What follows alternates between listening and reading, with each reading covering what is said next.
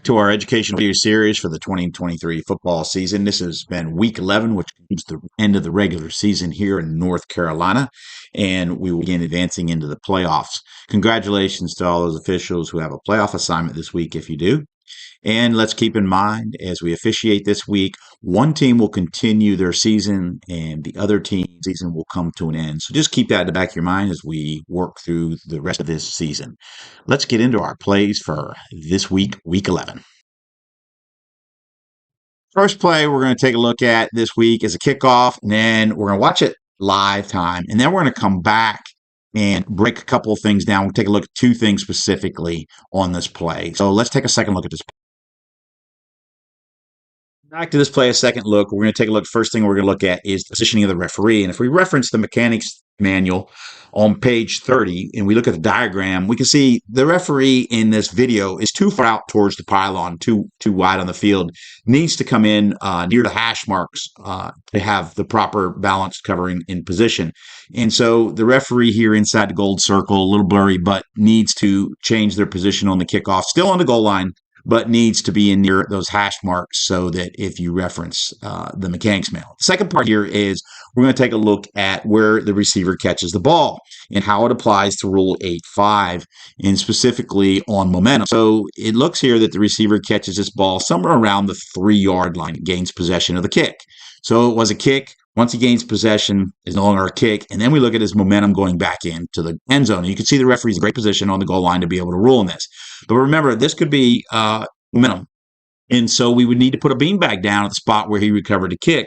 Because if we look at the rule on this, it says if our player catches and covers a scrimmage kick or free kick between his 5-yard line and the goal line, his original momentum carries him into the end zone where the ball remains in the end zone and is declared dead. In the end zone, in his team's possession, or it goes out of bounds in the end zone, the ball belongs to the team in possession at the spot where it was caught or recovered. So this would apply. So we need to have a beanbag where we determine that he gained possession of the ball. In case he goes down in the end zone, that ball would come back out to the spot where we have the beanbag if it's inside the 5-yard line to the goal line, because that's where momentum applies. Our second play we're going to get into here, we're going to take a look again at live time, and then we'll come back to the play and break it down. And we can see we have a pass here that goes out of bounds in the near sideline. So let's break this play down again, take a second look at it, and talk about it some. So first of all, here we have the quarterback back in the pocket, and he throws a pass. And right here you can see the quarterback releasing the ball. And great position here by both our line judge and head linesman. They're on the line of scrimmage, so this makes them in great position to be able to rule, first of all, does this ball go past the line of scrimmage? Second of all, they're in good position to know whether we have ineligibles downfield as indicated by the arrows. In this play, they are downfield. Ineligibles downfield, and they're far beyond the 2 yards. I mean, they're 8-9 yards downfield. So by being in great position, it makes it easier to rule on these issues of whether the ball crosses the line of scrimmage and ineligibles downfield and where's the pass caught. And then we can see the ball goes out of bounds on the near sideline here, and it's clearly beyond the line of scrimmage. So we have ineligibles downfield in this play. Great call by this crew. So our next play we're going to look at it, we're actually going to focus on player equipment, specifically on this player right here inside the gold circle. And we can see by the one arrow pointing to his face mask area, he has his mouthpiece hanging out of his mouth. And I know we see this a lot at our college games, but this is not a college game. This is a high school game. And the mouthpiece is an important part of safety equipment that players must wear. So they need to have it properly worn, and that would be in the mouth, protecting themselves. So in this situation, we need to stop this play before it happens. We need to send a message to both teams by sending this player out that they must wear their mouthpieces properly. The second part here is the towel behind at the arrows pointing to, as it is less than 4 inches, or it looks like it's less than 4 inches. Again, has to be 4 inches or more. So we send this player out for the safety equipment of the mouthpiece and for the towel that's not 4 inches. And then we clean it up early in this game, and that should take care of it the remainder of the game. And then we address it, and it will be corrected, and we hopefully won't have to deal with it again. Our next play here, we're going to take a look at what a field goal attempt. And the focus here will be on one, we're going to talk about ball watching and our mechanics. And we look inside the goal circle here, we have the umpire and we have the field goal and it goes beyond the line of scrimmage. And then we have the umpire giving what appears to be the touchback signal. And so on plays like this, we have two officials underneath the goalpost. So there's two sets of eyes watching the ball. Now in this play, we add a third set of eyes watching the ball, and we only have potentially two sets of eyes, the referee and the head linesman watching these 22 players. And this play is not over yet because the players haven't separated. So we need to ensure that we have three sets of eyes, include the referee, head linesman, and the umpire watching the players and not one of those individuals watching the ball on a play like this, because this is where we have potential for something to happen in a dead ball situation or off the ball.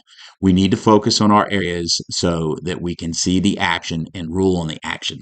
By taking our eyes off to watch the ball, we are not helping the crew and we are potentially going to miss something. Stay focused in your area.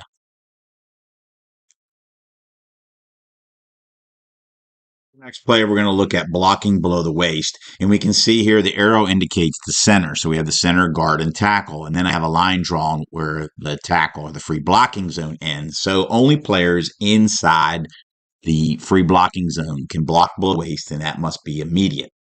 And as we look outside here, inside the gold circle, we have a tight end who's outside the free blocking zone.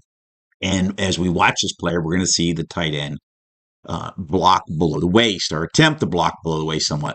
And so the focus here needs to be by the line judge on that block by that tight end. Needs to help out the blocking initially as this play develops and then go from there. But as this tight end comes out, you'll see him go low and actually looks like he's crawling on all fours trying to block that defensive player. And the defensive player is using his hands to try to ward him off. And then finally, a defensive back comes up, and that tight end blocks the defensive back right around the knee. And you can see it looks like that defensive back gets hurt because of where the helmet hits on the knee. So this offensive player is blocking or attempting to block below the waist here, and we need to flag this and get this because you can see it does lead to a potential injury. This player is not eligible to block below the waist because he's not inside that free blocking zone. And his actions here need to be observed by the line judge so that we can properly see the action and then rule on if it's legal or not. Next play here, our focus will be on the mechanics of our line judge on this play. And we have a simple play that runs to the line judge on the field and goes out of bounds. And here's our line judge coming in, and we have players laying on the ground out of bounds.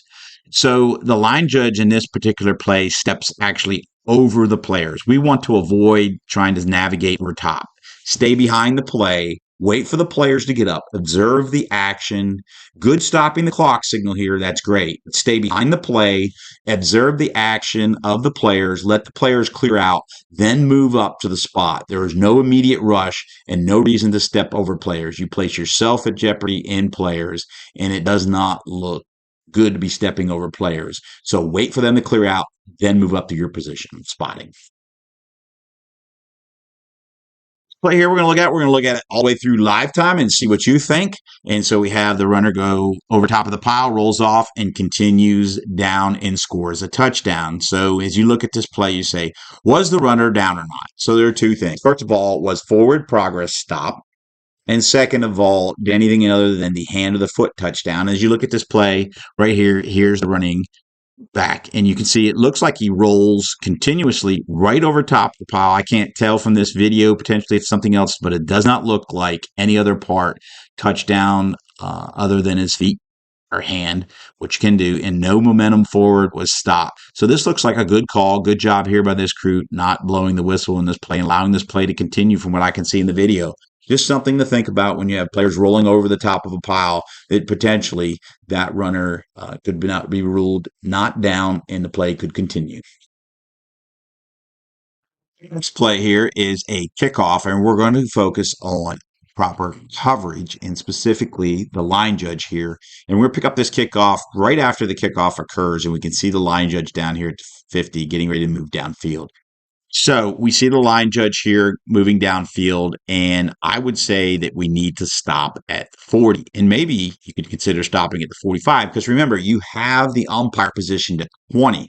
So that puts initially on the kickoff 30 yards between you and the umpire, and both of you do not need to be in the same space officiating the same area. So if you stop at the 40 to 45, that gives space between you and the umpire to be able to officiate. The other thing here is the line judge's focus needs to be up here on the action occurring around the 40 to 45. But as this play develops, we're going to see the line judge's focus is on two things. One, starting the clock, which means that line judge is watching the ball and watching the action back here inside the 30, when really he needs to be watching the action up here around the 35, or potentially if there's anything happening we can't see on screen up around the 40 to 45 area. We already have the referee and the umpire in position looking at the action right there where the ball is. And now by adding a third set of eyes, that leaves an area uncovered, and we want to have that balanced coverage where we can see the most that we can on these kickoffs, because kickoffs are difficult plays. We can see the umpire and the line judge moving closer together within about 5 yards of each other, and then up here just inside the 40-yard line we have two players engaged. Those two players engaged is where the line judge's focus really needs to be in the action on that, and not helping the umpire. And as you can see, those two players here, they maybe potentially push on each other's face mask. Potentially, it's hard to tell in this video, but you can see there's a little bit of pushing going on, and the line judge misses that action because we're down here watching the umpire's area. So now that we've taken a look at this kickoff coverage, we're going to compare this to what I believe is a much improved coverage. And we see the line judge here inside the circle. And in this coverage, we're going to see better coverage, kind of better balance, and better overall positioning by the officials. And specifically, we're looking at the line judge and the umpire on this play to be able to observe our areas. And we can see the ball way back here near the goal line on the umpire side by the arrow. And then we have the umpire looks just inside the 20-yard line, and his focus should be out there probably around the 20-yard line where action's getting ready to occur, observing that because the referee has that goal line in that receiver catching the ball. And you can see the line judge here has only moved downfield right now to around the 47, 46, just a few yards, but can look down through here and begin to observe those blocks that are taking place or getting ready to take place between the 25 and 30.